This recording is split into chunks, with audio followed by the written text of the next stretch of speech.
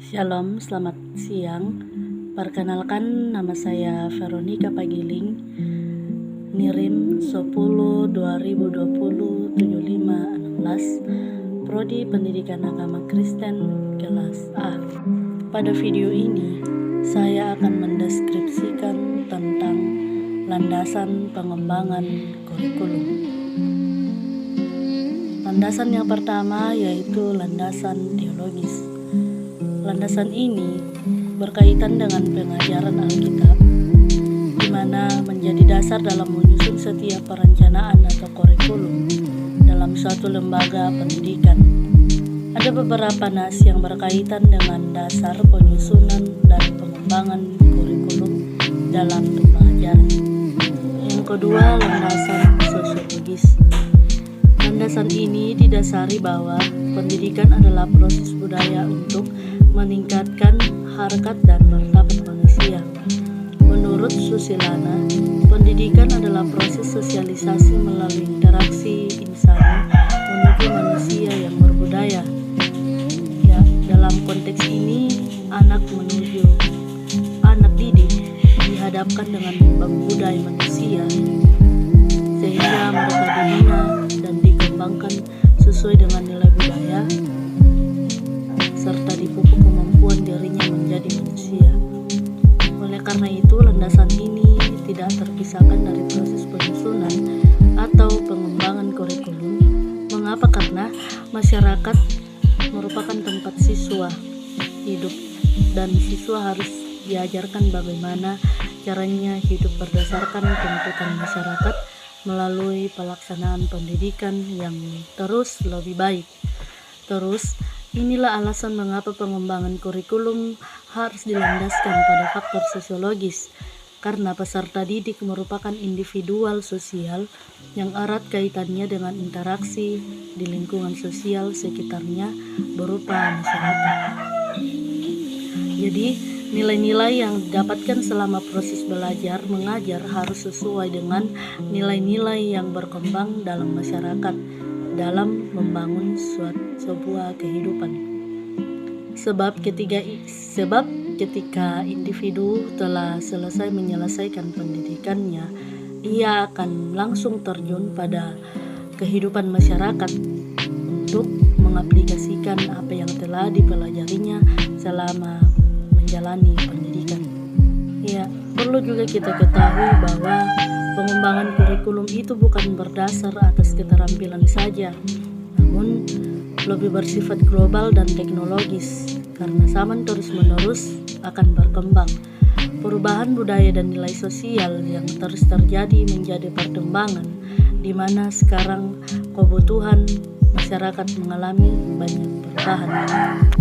Landasan yang ketiga yaitu landasan psikologi perkembangan belajar.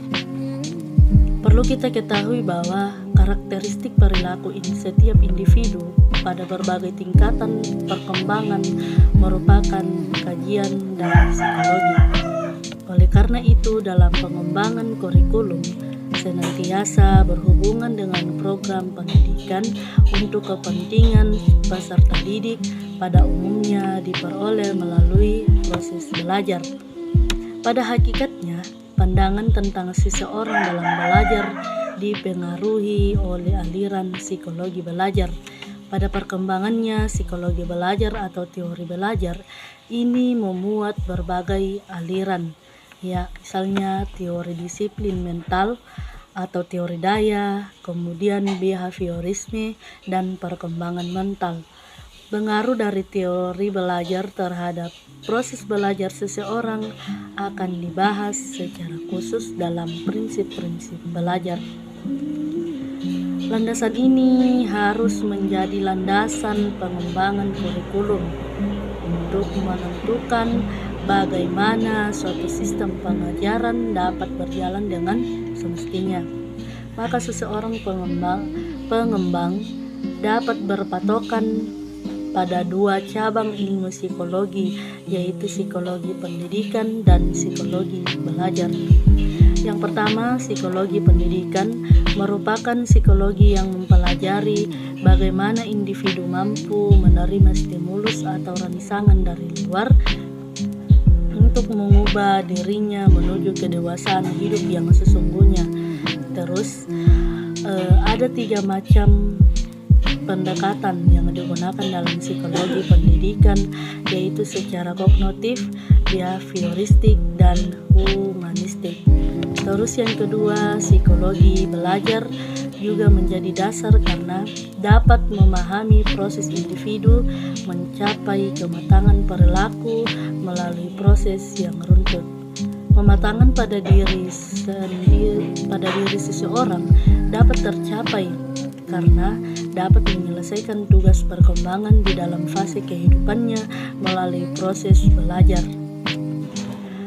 Tahap perkembangan psikologis peserta didik terbagi menjadi 3, yaitu prasekolah, yang kedua usia sekolah dasar, yang ketiga usia sekolah menengah.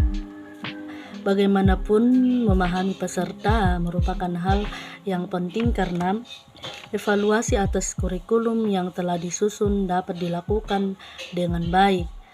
Oleh karena itu, bahan evaluasi yang dimaksud seperti kemampuan yang dapat dicapai, yaitu metode penyampaian materi yang harus sesuai, dan yang keempat, landasan ilmu pengetahuan dan teknologi atau biasa disingkat dengan IPTEK.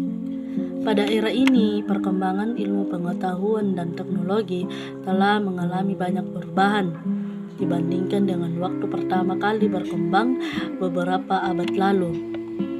Jadi, ilmu pengetahuan dan teknologi atau biasa disebut dengan kata IPTEK saat ini banyak didasari oleh penemuan pada abad pertengahan oleh tokoh-tokoh terkenal di bidang-bidang tertentu.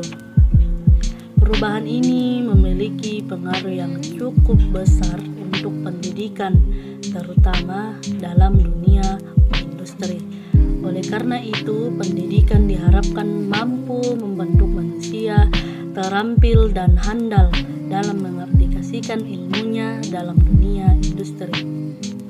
Mengingat pendidikan merupakan tempat mempersiapkan manusia dalam menyongsong masa depan, maka pengembangan kurikulum harus berlandaskan ilmu, pengetahuan, dan teknologi. Perkembangan ilmu pengetahuan dan teknologi atau biasa disebut dengan kata IPTEK berdampak secara tidak langsung mencakup pengembangan isi atau materi dan media pembelajaran. Ya, yang dimaksud dengan pendidikan secara tidak langsung artinya dituntut untuk membekali individu agar mampu memecahkan berbagai permasalahan dalam kehidupan dengan ilmu pengetahuan dan teknologi atau biasa disebut dengan kata IPTEK yang dimiliki setiap orang. Dengan begitu, peserta didik mampu mengubah kehidupan menuju arah yang lebih jelas dan menguraikan permasalahan yang ada. Selain daripada itu, pendidikan juga harus mengantisipasi tuntutan hidup ini, sehingga dapat mempersiapkan anak didik untuk hidup wajar sesuai dengan kondisi sosial budaya yang ada di masyarakat tertentu. Untuk dapat menjawab tuntutan tersebut, bukan hanya pemenuhan dari segi isi kurikulumnya saja, namun melainkan juga strategi pelaksanaannya. Jadi bukan hanya isinya saja, namun perlu juga pelaksanaannya. Oleh karena itu, baik seorang guru, pembina, dan pelaksana kurikulum dituntut lebih pada mengantisipasi perkembangan masyarakat agar apa yang diberikan siswa relevan dan berguna bagi kehidupannya di masyarakat. Ya, itulah penjelasan saya tentang landasan pengembangan kurikulum. Lebih kurangnya